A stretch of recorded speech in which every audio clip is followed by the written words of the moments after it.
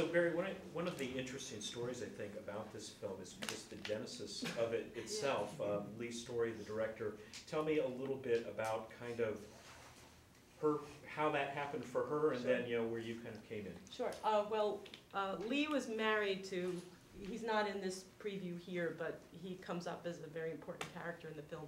She was married to her husband for 15 years. Before she found out that he was one of the founding members of Up With People in the early 60s, and its predecessor, Moral Rearmament. And it became obvious at a certain point why he had kept this from her. But once she found out, she went on a mission. She's actually a lawyer in Phoenix, Arizona, and in her lawyerly way, she wanted to get down to some research about, first of all, what it meant that he was part of it, second of all, why he had kept it from her, and third, why he was still singing the songs to their kids anyway. But so she went on her own personal mission. She actually put herself through it's called the New York Film Academy, but in Los Angeles, to learn basics of filmmaking.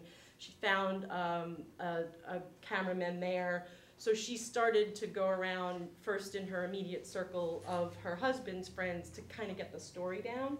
And she managed to put together a really interesting trailer that kind of laid out what the story was that she had found so far. At that time, she also approached, fortunately, Up With People, and they gave her full access to their archives, which is, I mean, God, there's so much that we couldn't put in the film, but it was amazing to watch all of this. So she put something together. I had my previous film, Daughters of Wisdom, which was here last year, and both of us went to the Sundance Producers Conference. And before that, they sent a list of all the producers that were participating, and as soon as I saw that there was an Up With People movie, I was like, I have to meet this woman. Well, I thought it was a man, just like she thought I was a man, because she's Lee and I'm Barry.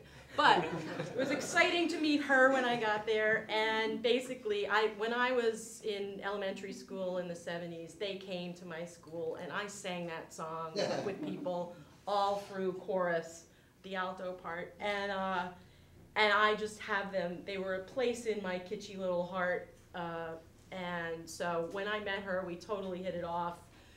And she had come far, but didn't really know what to do with making a real film. So we met a few times after that, and then she managed to put together some private funding and was ready to go, and came to me and said, now what do I do? And she hired me to produce. And then we recast, we figured out the storyline, we hired an editor and made it a full-scale production from my experience and her access and real interest in getting at the heart of the thing. So that's where it began.